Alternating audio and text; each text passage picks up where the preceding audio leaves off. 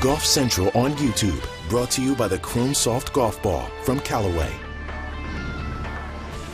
I'm Rich Lerner. Welcome to Golf Central on YouTube. A young man who embodies so many of the best qualities of Arnold Palmer is making his debut at this tournament. That is Jordan Spieth out at 8:17 a.m. Eastern Time, round one, with Bryson DeChambeau and Justin Rose. Bryson, the longest hitter in the game. Jordan rejuvenated off a strong West Coast swing.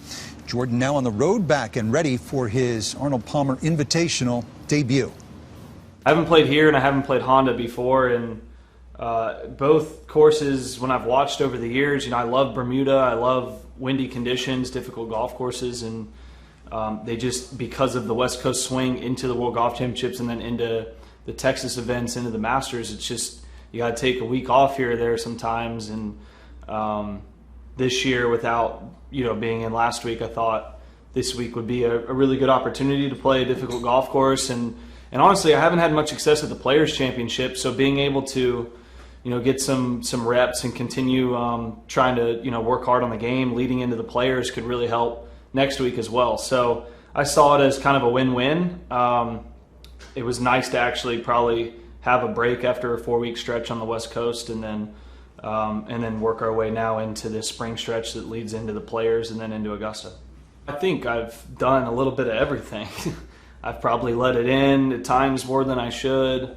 I think it's just part of kind of growing up out here, and I feel confident at where I'm at now. I feel really good about plans going forward, and I feel good about how to handle some of that extra noise that it's hard to kind of prepare at 21, 22, 23 years old, and not that it's easier at 27, but just having it's almost like when you're in contention quite a few times, you start to get a little more comfortable in that situation. I mean, when you get good or bad banter or noise enough times, you start to almost kind of like, all right, this is just what's going to happen, and what's my approach to to stay grounded and move forward and set goals and really just trust your team and have that be the noise that you listen to.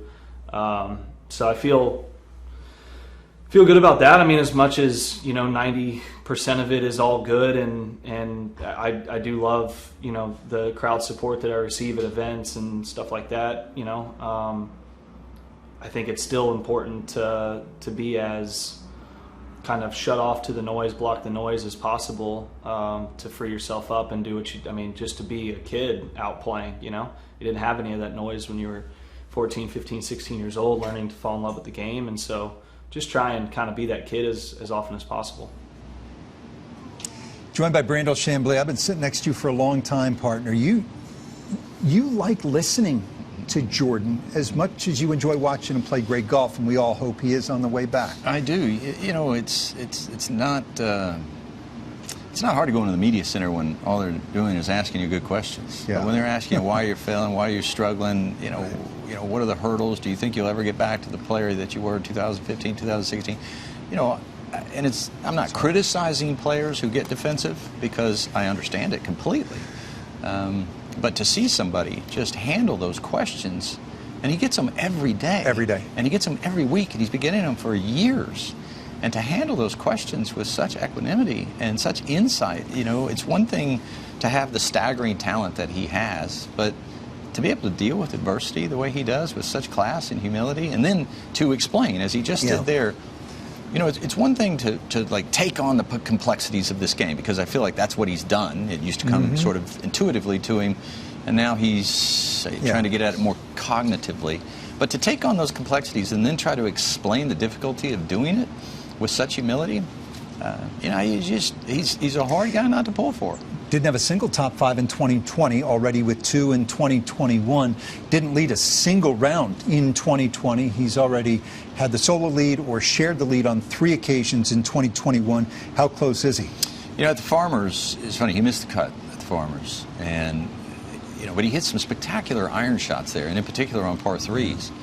And I thought, well, is this an aberration or is this a trend? And then, as the next 3 events unfolded, it looks certainly like it's a trend. Like, the hardest thing to do when you're sliding down a mountain is stop the descent. It's like, what are you grabbing at? And And he's managed to do that, and he's managed to turn things around. Now, having said that, this golf course is a bit more like Torrey Pines in that it doesn't, with the thick rough, it's not going to give you the wiggle room off the tee because he's still struggling off of the tee, hitting less than 50% of the fairways. But his iron play has improved, and his short game never left. And his putting, even though it never left, is sort of trending in the right direction. I can think of nobody other than Rory McIlroy that the golf world would love to see pick back up those winning ways. He's the guy that the golf world wants, Jordan Spieth. Right. By the way, Jordan Spieth has only on one other occasion won a tournament debut. That was at the Travelers in 2017 when famously he holed out of the bunker to beat Daniel Berger. And I mean, the roof just popped at TPC River Highlands. The defending champion here is Tyrrell Hatton of England. This is a powerhouse European trio. The last three champions of the Arnold Palmer Invitational here at Bay Hill with Rory and the resurgent Francesco Molinari. Here now, Tyrrell Hatton with Steve Burkowski.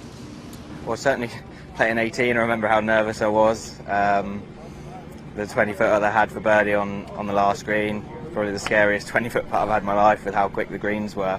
Yeah, just it's great to be back and hoping that I can put up a good defence this week. You just mentioned it's been a year ago since we saw a golf tournament in normal circumstances, if you will. From that perspective, what has the last 12 months been like for you? Well, on the golf course, it's been really good for me. I've played some really good golf. Been fortunate to win some big events. You know, off the course, obviously, it's a tough time for everyone. But I think as golfers, we realise how lucky we are. There's a lot of people in the world that aren't able to work at the moment, and we've been able to kind of go about our lives as normal as possible during these times. So yeah, just kind of very fortunate to be doing what we're doing.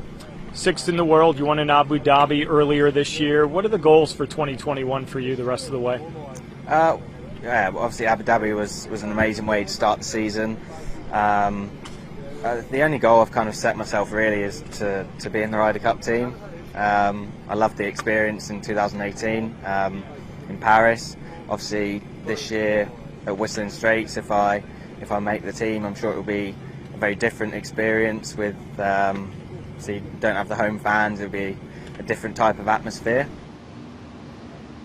There's no if there. He's going to make that Ryder Cup team, barring an injury. This is fascinating. Last year here at Bay Hill, when he won, Brandel, you almost never see this on tour, maybe in an old school U.S. Open.